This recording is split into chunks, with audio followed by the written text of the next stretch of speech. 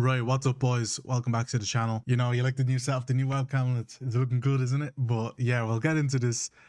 Today's video is going to be about ranking Man United transfer signings this summer. Of course, we've made a few going in, a few leaving, a good few left.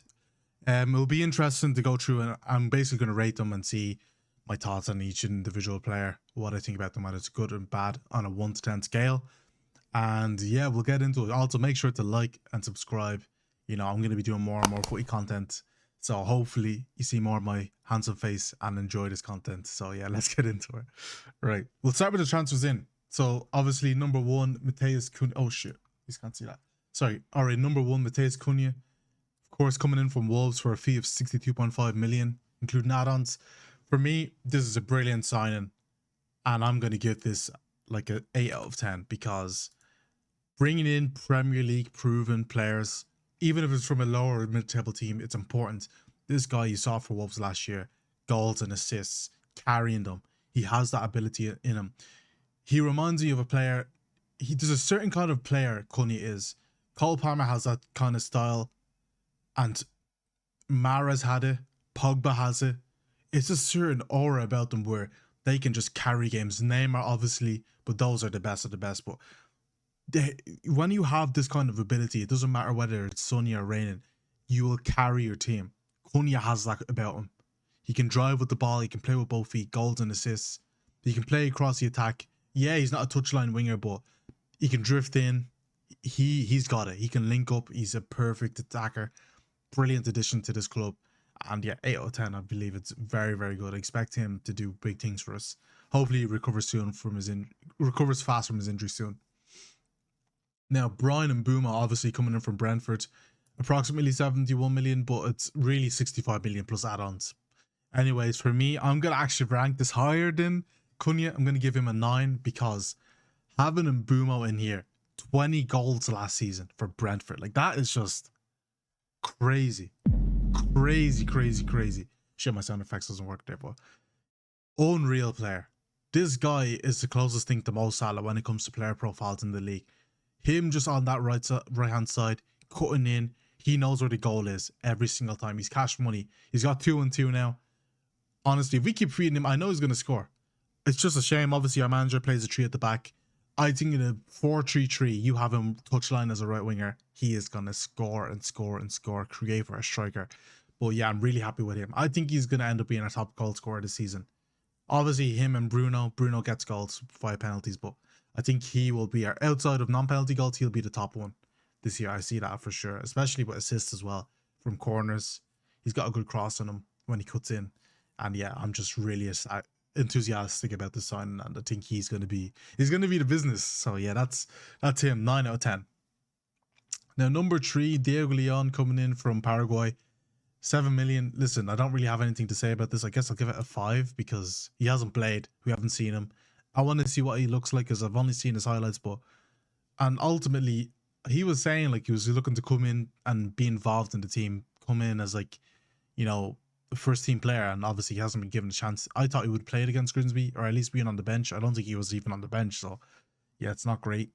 I'm looking forward to seeing him throughout the season. Hopefully he can compete with Dorgu as the left wing back if Amram stays.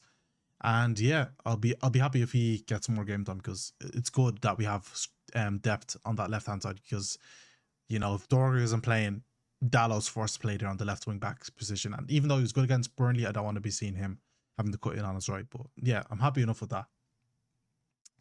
Now, Benjamin Sesko coming in from RB Leipzig, around 73.7 million pounds. Of course, that's including add-ons. It was really about, again, like Mbeumo, around 65 million pounds. Again, this sign-in, I'll give a 7 because we needed a striker. Obviously, Highland wasn't cutting it. And yeah, you can say Highland was young and he should have had someone, you know, be the main guy while he's the understudy. Unfortunately, it didn't pan out that way. This is pre-Ineos. Ineos now have their striker that they're looking for. And I believe, in general, Ineos, the signings they've made, all in all, have been good. Except for Ugarte, he hasn't been the best, but outside of that, the signings have been pretty good. They've been pretty solid additions. I can't really complain about any of them. And yeah, Sesko, he's young, he's 22. But one of the best young strikers in the world, really. And I believe if we feed him, he'll score. But the problem is our system right now, it's not feeding him. And he's not starting games, which is an issue for me. It's a concern for me. I believe if he's starting games and Kunia and Nabuma are fresh, supplying him, you know, the team is fresh, he's going to get goals. But that remains to be seen. Hopefully he can get the first goal for his club soon. I don't know if he'll be against Man City or Liverpool and Chelsea because those are big games. But yeah, he needs to be starting ultimately. And hopefully, yeah, he starts scoring for us because, you know, a lot of people, especially Man United, man, in the media, our players get treated harshly. That's just the truth of it. The media look at us and everything we do gets criticized. And not to the same, like, look at the way Wirtz is playing right now. 150 million, he's been shit. You know, if we signed him, he'd be absolutely crucified. That's just the difference in club, I guess. Man United is the biggest club in the world. We know this, but yeah, I'm happy enough for Sesko. We needed a brand new front line. Honestly, a 200 million brand new front line, the manager cannot complain. He really has no excuse when it comes to scoring goals and getting assists. We need to be scoring goals. He needs to develop a system that's going to allow these attackers that we have to score goals. So yeah, 7 out of 10 for me for Sesko.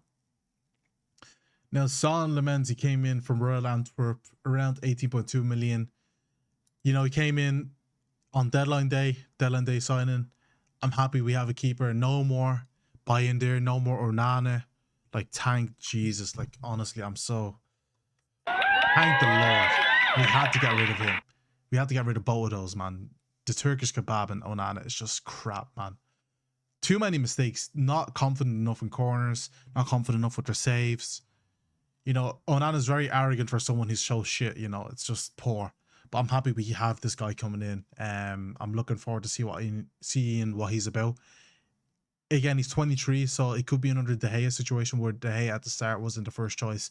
It was kind of rotated in between him and Lindegaard, throwback. But yes, I'm happy we have a new keeper, and I believe he's going to be the business. I do think Martinez, you know, from Aston Villa, proven. I thought we would have went with him, but again, I can't complain. And any keeper would have been better than this guy. I would have played Tom Heaton, to be honest, ahead of Bayern and all that, because the two of them, even though Bayern's distribution is good, there's just too many mistakes, man. You cannot trust these guys. If I'm a defender and I'm looking back and I see those two in goal, I'm like, fuck this, we're fucked, because you can't trust them. You really can't trust them. So yeah, I'm going to give this signing an 8 because we needed a keeper. It's crucial. We're moving on to the transfers out. Start with Christian Eriksen, Johnny Evans and Lindelof. They obviously left at the end of the season on freeze. You know, Lindelof has ended up at Aston Villa. Don't know how he pulled that off. Evans retired, and Christian Eriksen, he got released, but he still hasn't got a club. But that just goes to show you, we need a midfielder. Hopefully in January we get someone in, because yeah, the fact that he's released and no one's coming in for him, and I believe Casemiro left, he probably would have ended up with Saudi, but like, there's a drop off. We need quality midfielders coming in. We probably need 2, to be honest, because we haven't got the legs, we haven't got the ball carrying ability. You know, Kobe's there, but he's not playing if Bruno's starting in the CM position. So it's scary times. But anyways, I'm happy with those leaving. Garnacho, the rat, 40 million to Chelsea. Not complaining. I'm literally gonna give these 10s. A lot of these are 10s. Garnacho, horrible. The amount of chances this guy wasted last year. Horrible. He's so arrogant. He thinks he's better than he is. Acting like Chelsea's a step up from Man United, the biggest club in the world. Like, what are you on about? The guy's he's an absolute clown. But I'm happy he's gone. I'm happy we've moved on from him. We have Coney as a replacement. Like, what an upgrade. Honestly. Shit player. And I never want to see him again. Hopefully Casemiro breaks him up in the game we play Chelsea. Anthony, another rat, crying at a press conference at Real Betis, acting like, oh, Man United, they were leaving me alone in training. I was in the bomb squad. Cry, baby. Honestly, you're actually a beg, Anthony. You're actually a loser. Literally 150 grand a week and you're crying. You're crying as if you're 12 years of slaves or some shit. Like, calm down. You were backed. You were given a lot of opportunities to be the main guy at this club, and you couldn't live up to it. You couldn't live up to the pressure. Those are the facts. You were never a 100 million player. Ten Hag, God will punish you, because this guy he's not more than 25 million player. That's his value. 25 million We should have signed him. We were linked to him initially when Ollie was in charge, I'm pretty sure. £25 million. That is all he's worth. He will never be anything more than that. I'm happy he's gone. Another 10. Rasmus Højlund, again, another 10. All of these are 10s, to be honest. All of these are 10s. All of these are 10s. So let me just get that out of the way. All of these are 10s because getting Rasmus Højlund out was key. This guy was horrible, bro. And it's nothing personal to Højlund, but he was terrible. You cannot be signing for 72 million. Again, you can say it's a Glazers issue that we signed this guy for 72 million. I never wanted this guy here. 9 goals in 45 games was what he was at when we signed him in all competitions. That is a crimson flag. You're looking for a striker and you're signing someone with 9 goals in 45 games. Like, what? That makes zero sense. He should have never been the main guy. It's not his fault. It really isn't his fault. And I know he loves the club. But yeah, he had to go. And I wish him all the best in Napoli. And yeah, hopefully he gets that obligation because we don't need this. We don't need to see him. Let's be real. Now, moving on to the freedom fighter, Jadon Sancho, on loan to Aston Villa. Thank God he's gone again. Another clown. 250 grand a week. He had his chance to move to Chelsea. He didn't want to. And now that I think about it, if he got to Chelsea, would Garnacho still have ended up at Chelsea? I'm not too sure. Because they're both left wingers, so it's interesting.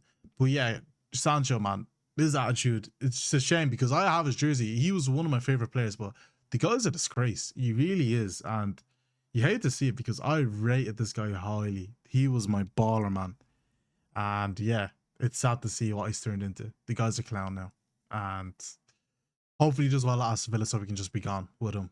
And hopefully he can revive his career because I want to see ballers ball out at the end of the day. Just not at this club because the guy has burned his bridges here. The guy talking about freedom when you're playing shit at Chelsea. Probably going to flop at Villa, but hopefully he doesn't because we need to get rid of him. Anyways, 10 out of 10. Rashford on loan with option to buy to Barca. Listen, I'm happy he's gone as well. You know, 30-40 million. Apparently the option is. Hopefully Barca activate it, but I doubt it because I think they're starting to see the Rashford that we know. Unfortunately, Rashford was one of my favourite players, but you can see it now. He's not at the races anymore. The guy isn't good enough as a player. The guy he's actually cooked, man. He's actually cooked. Yeah, Rashford, he's not the one. He's not the one anymore. 10 out of 10. Literally, the bomb squad being a clear out was such brilliant. Ineos, I give you your plaudits. We have to get rid of these players, and you've gotten rid of them, and I have to give you full plaudits on that. 10 out of 10. All these players being cleared out, unreal. Good business. They had to go. They can't be rotting the bench on hundreds of grand a week.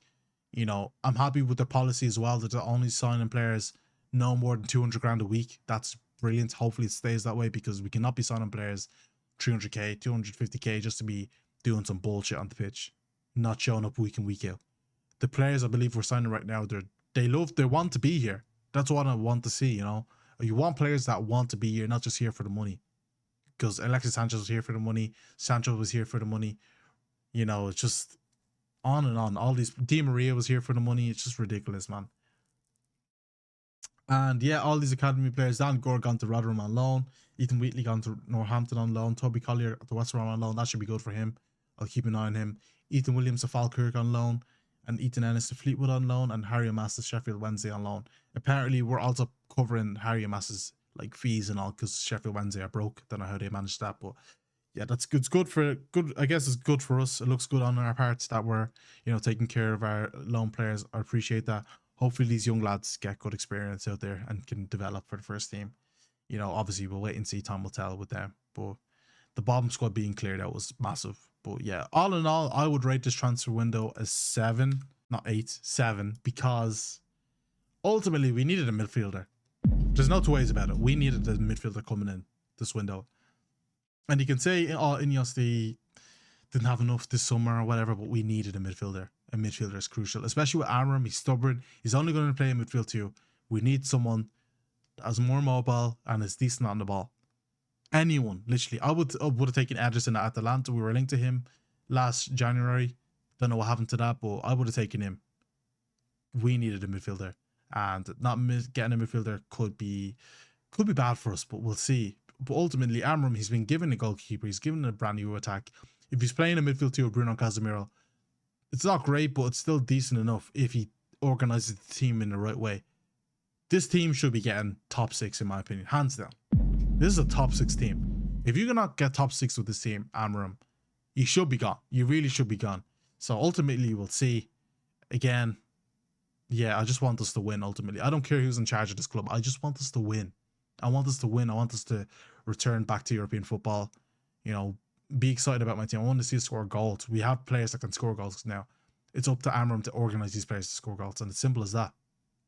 But yeah, that's this video for now. I'll be posting more, like I said, on YouTube.